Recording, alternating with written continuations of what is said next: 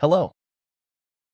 I always thought I understood my wife, until that night at our family dinner when she opened her mouth and said something that changed everything.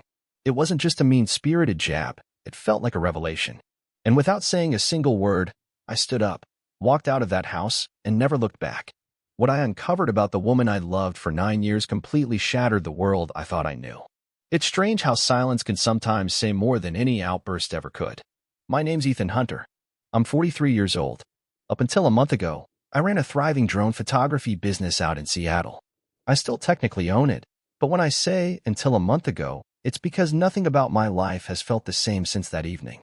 My work focused on upscale real estate and event shoots, everything from weddings and corporate events to those glossy mansion listings you see online. I've always had a knack for spotting unique angles others miss, and that's what kept the clients coming and paying top dollar. My wife, Sophie, who I'd been married to for 9 years, used to joke that I played with expensive toys for a living. At first, it was just playful teasing, but over time, the jokes stopped feeling lighthearted. They turned into something colder. That evening, the one that flipped my world upside down, my parents had driven up from Tacoma for dinner.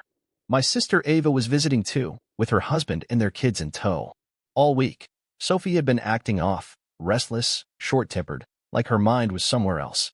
She kept checking her watch, like she had better places to be. I noticed a turquoise pendant around her neck I'd never seen before. When I asked about it, she brushed it off with a quick, "just treated myself," and changed the subject. Dinner started out fine.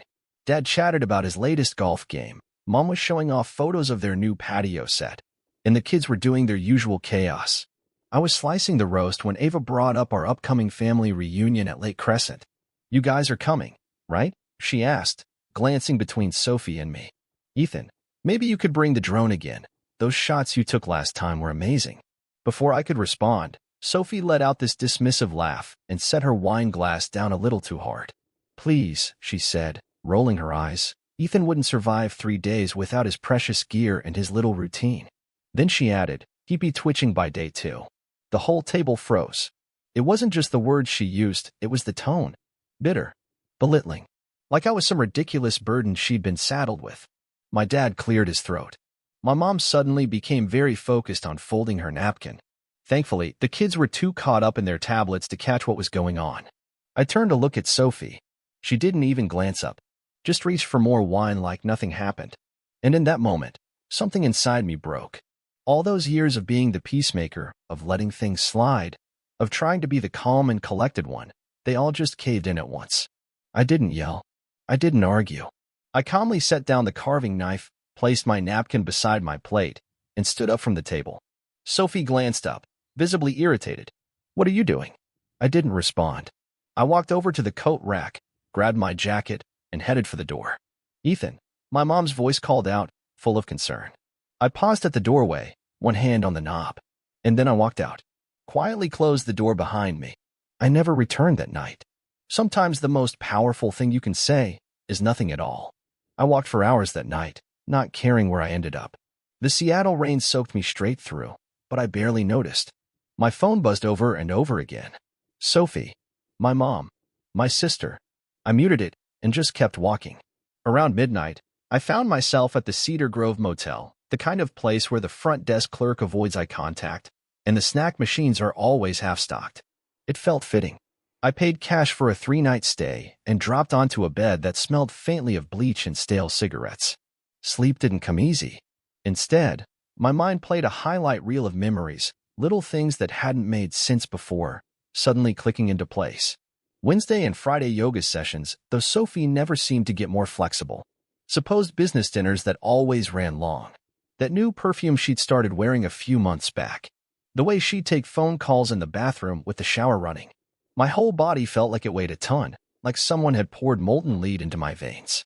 I'd built my company from the ground up. Scraped and saved for years to afford my first pro drone. Worked weekends, holidays, any gig I could get. For the longest time, Sophie had called it my little hobby. Until the checks started coming in. Then, suddenly, it was our business. Funny how quickly things change.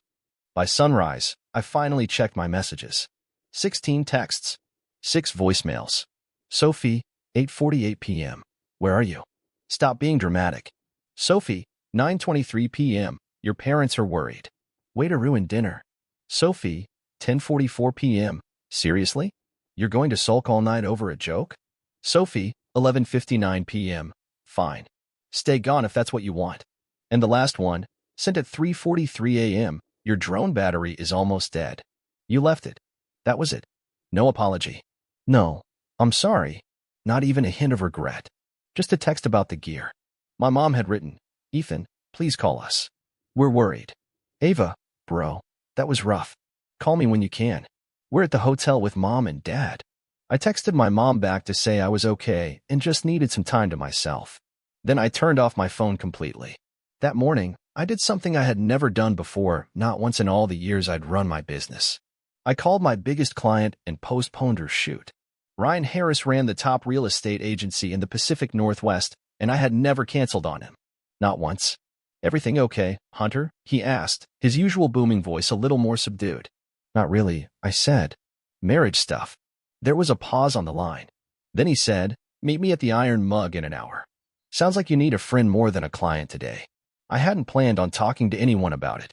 But sitting across from Ryan at that dark little table in the back of the bar, the whole thing just came pouring out. The dinner. The way she said it. The months of doubt I'd been trying to ignore. Ryan's expression turned serious as I spoke. When I finally stopped talking, he leaned back and took a long sip of his beer. You know she's sleeping with someone, he said. It wasn't a question. I nodded, slow. I think so. I don't know. But I need to find out. Then it's time, Ryan said, pulling out his phone. My cousin's a private investigator. Best I know.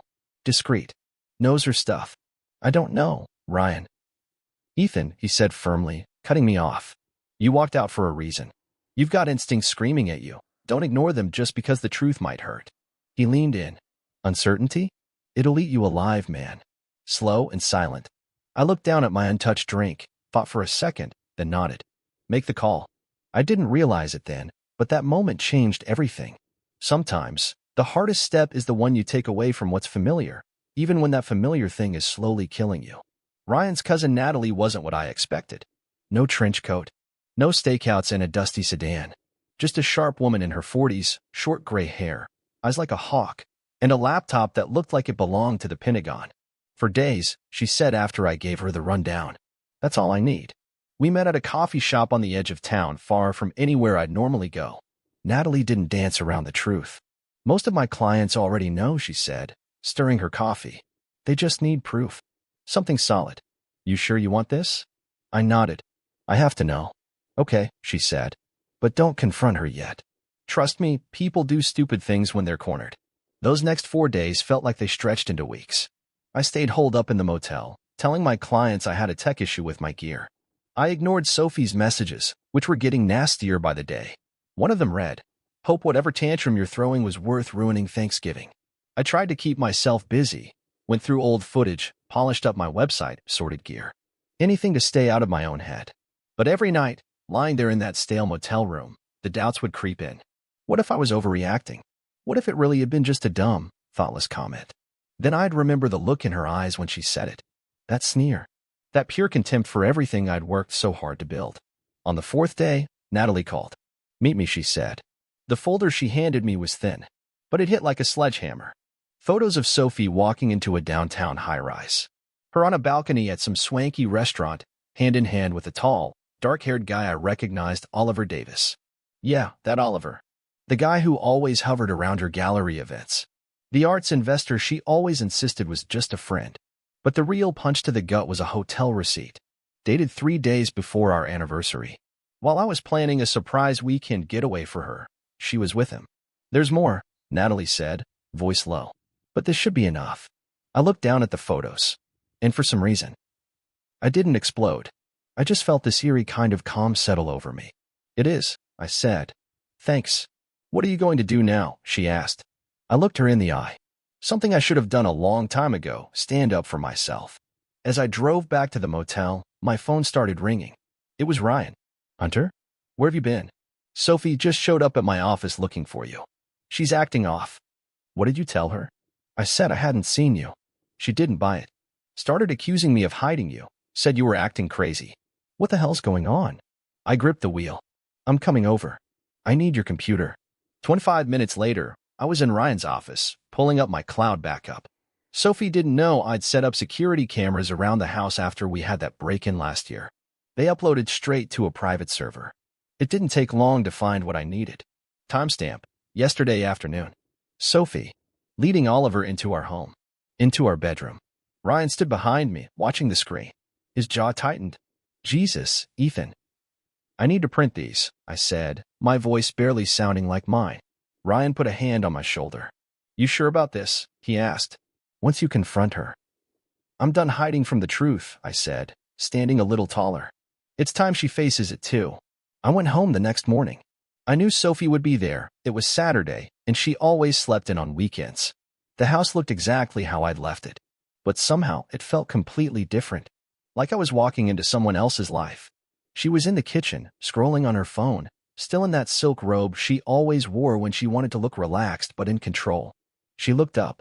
The surprise on her face quickly turned into irritation. Well, look who finally decided to come home, she said, not even bothering to stand. Get tired of your little hotel stay? I dropped my bag by the door and placed the envelope on the kitchen counter. We need to talk. Sophie rolled her eyes. About your little dramatic exit? Yeah, we do. You humiliated me in front of your family, Ethan, over a stupid joke. It wasn't a joke, I said calmly. And deep down, you know it. Something flickered in her expression, maybe doubt, maybe fear, but it vanished just as fast. You're being ridiculous, she snapped. What are you even talking about? I slid the envelope closer to her. Open it. She frowned. What is this? But she didn't reach for it. The truth. Her eyes narrowed. You spying on me now? No, I said, keeping my voice steady. I've just finally started seeing things clearly. She finally opened the envelope. I watched her face change as she flipped through the photos, confusion, then shock, then something colder. Calculating. You have me followed, she said, her voice shaking now, but not from guilt. From rage. What kind of controlling? Stop. I cut her off. Just stop. I know about Oliver. I know about the hotel. I even know he was in our house. In our bed. Yesterday. She went pale. You've lost your mind, she whispered. No, I said quietly. I found it. And I'm filing for divorce. She stood up then. The fake surprise vanished, replaced with steel. You'll regret this. You're nothing without me. Your business was a joke until I helped you. I almost laughed. Really? You think I needed you to succeed? Look around, Sophie. I built this. Me. While you were busy planning your next betrayal. It's not what you think, she tried again. Oliver is just. I don't care who he is, I said. I care what you are.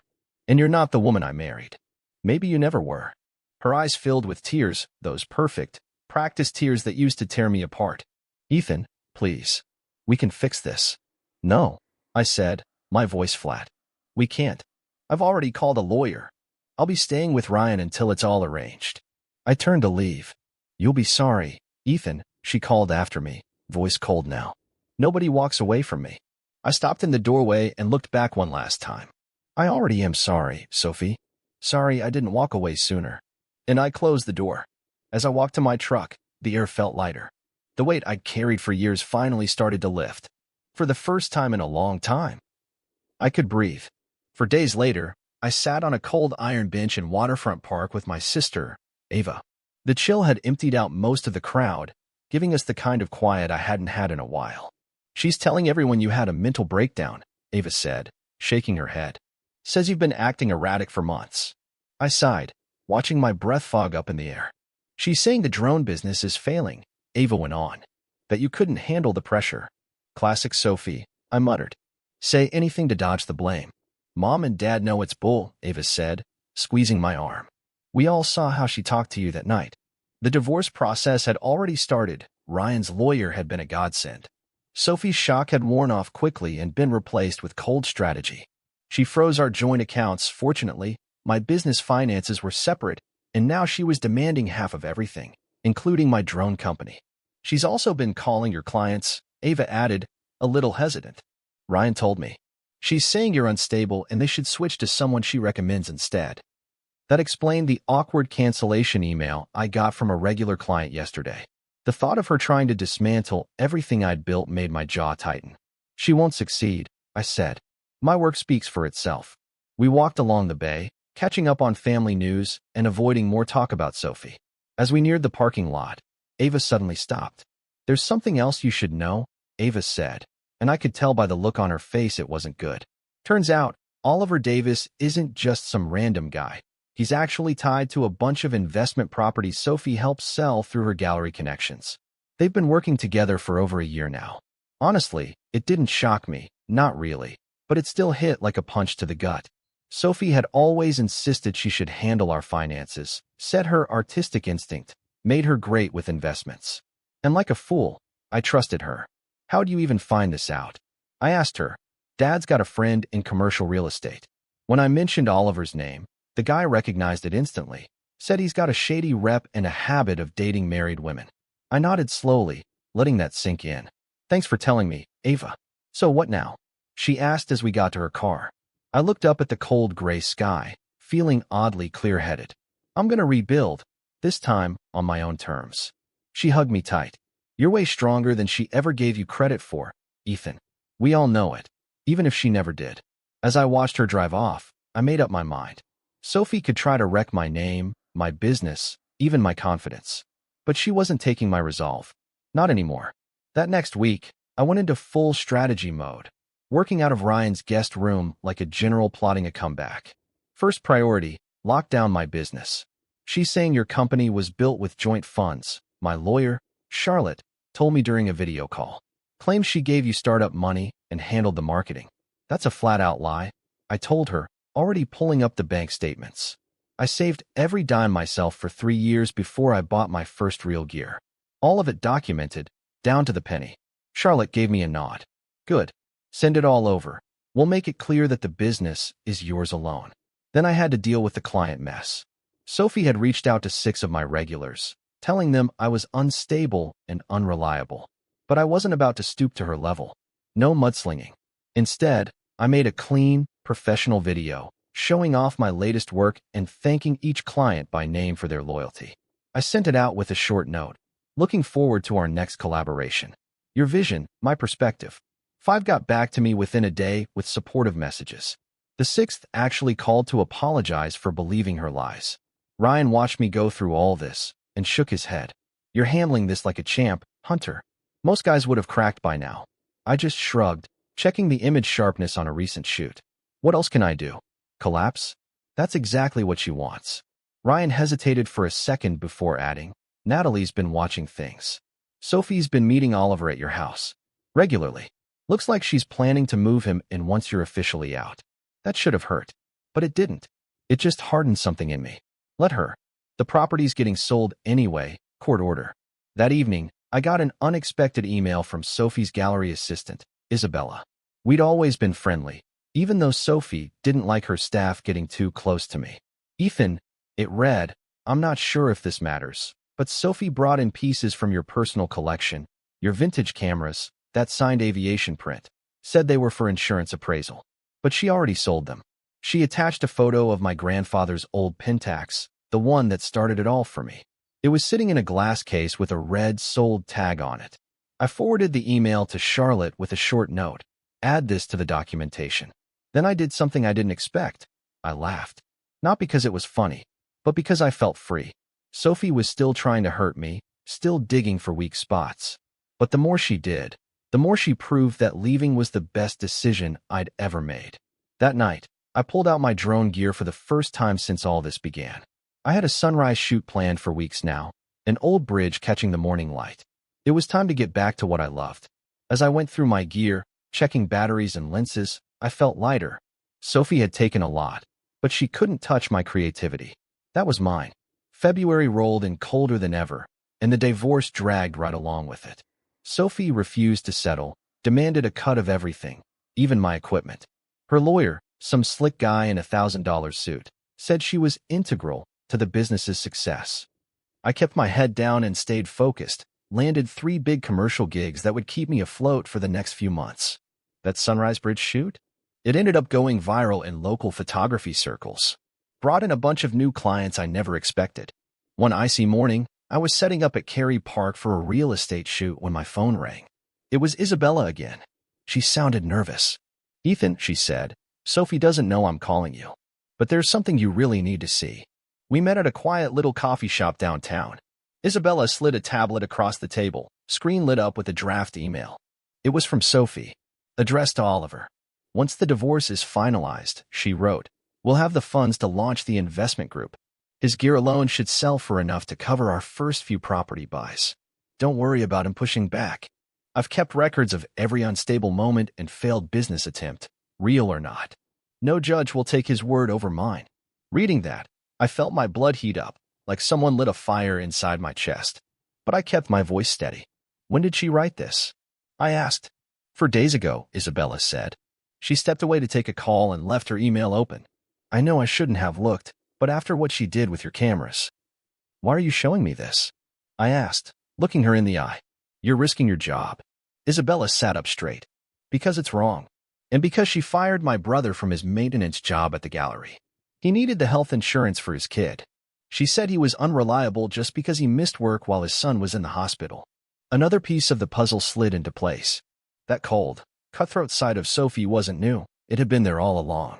I just convinced myself it was business smarts. Thank you, I said, and I meant it. This changes everything. Back at Ryan's place, I called Charlotte right away. She reviewed the draft email with her usual calm. This is a big deal, she said. Shows clear planning and malicious intent. Isabella's willing to testify, I added. But she's nervous about backlash. Understandable, Charlotte said. Let me start with the email. That's enough to act on. Later that evening, Ryan walked in from a property showing, his face lit up with something unexpected. You're not going to believe who I met today, he said. Lily Brenner, gallery owner from Seattle. She's opening a Seattle location and needs a property photographer. I raised an eyebrow. And she specifically asked for you, he grinned. Said your work stands out. Also hinted that she's had some rough history with Sophie. Sounds like your wife's been burning bridges. For the first time in weeks, I smiled, a real one. Former wife, I corrected him. And I'd be very interested in talking to Ms. Brenner. Ryan poured us both a drink, and I realized something had shifted. Sophie tried to tear down everything I'd built, my business, my reputation, my sense of worth. But in the process, she'd shown everyone who she really was. Sometimes you don't have to fight back. You just stand your ground and let the other person self-destruct. That email changed the whole game. Charlotte used it to file emergency motions to protect both my business and personal belongings. The judge, clearly unimpressed with Sophie's tactics, put out temporary orders. She couldn't contact my clients or sell any more of my stuff. It should have felt like a win, but all I felt was this hollow ache for the marriage I thought we had. I dove headfirst into work, flying my drone all over Seattle, catching the city's winter beauty from the air. Ryan caught me editing footage at the dining room table one night.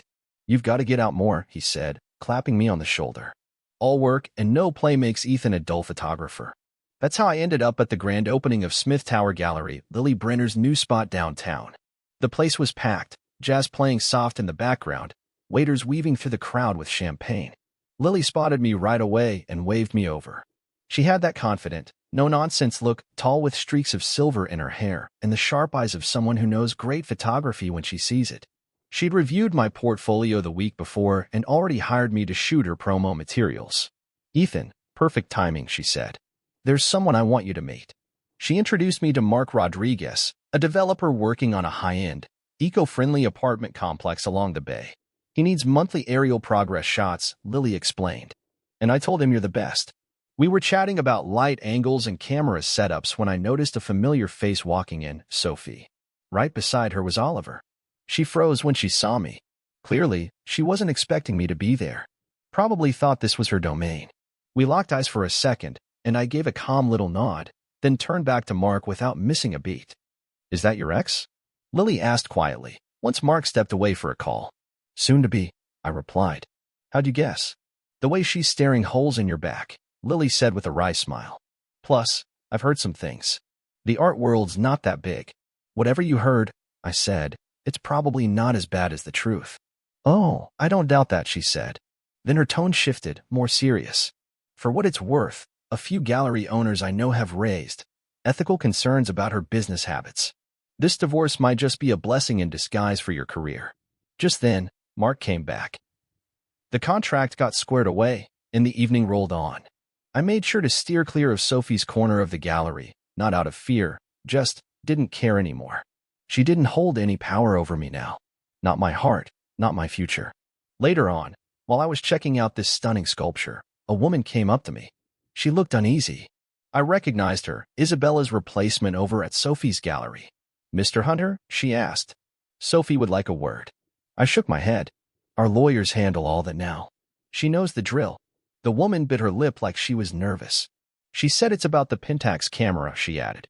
"She'll return it, if you drop the emergency motion." The nerve of it almost made me laugh. Using my grandfather's camera like a bargaining chip. A piece of my history. My heart. Thinking I'd give up legal protection for my entire business, just to get it back. "Tell Sophie," I said calmly, "that nothing she took is worth what she's asking." As the woman turned and walked off, I felt something lift inside me. A weight I hadn't even noticed was there. Yeah, the camera mattered, but it was still just an object. What really lived on was what my grandfather gave me. The skill, the eye for detail, the passion for storytelling through a lens. Those were things Sophie could never take away, no matter how hard she tried. 7 months passed like watching a time-lapse video. Days blurred into weeks as life slowly reshaped itself. Spring came to Seattle in full force. Rainy days, yes, but also growth. New beginnings. The divorce wrapped up in March. Sophie's aggressive moves ended up hurting her more than me once the judge saw what Isabella had turned over. In the end, I kept my business, my gear, and most of what we built.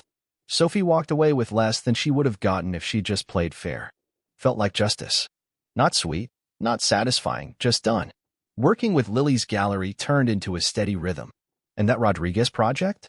It opened doors to 3 more major gigs. Ryan joked that I was now the go-to drone guy for every big construction project in the Pacific Northwest. I found myself a small craftsman bungalow near Cary Park. It had a detached garage I turned into an editing studio. Mornings were perfect there, sunlight pouring in through tall windows while I worked on footage. Then, one sunny afternoon in May, a courier dropped off a package. Inside was the Pentax camera, my grandfather's, carefully wrapped. There was a short note from Oliver Davis. This wasn't mine to keep. Business partnership ended. Moving to Seattle. Later, I figured out what he meant. Sophie's gallery had shut down overnight. Her investors bailed after some shady dealings came to light.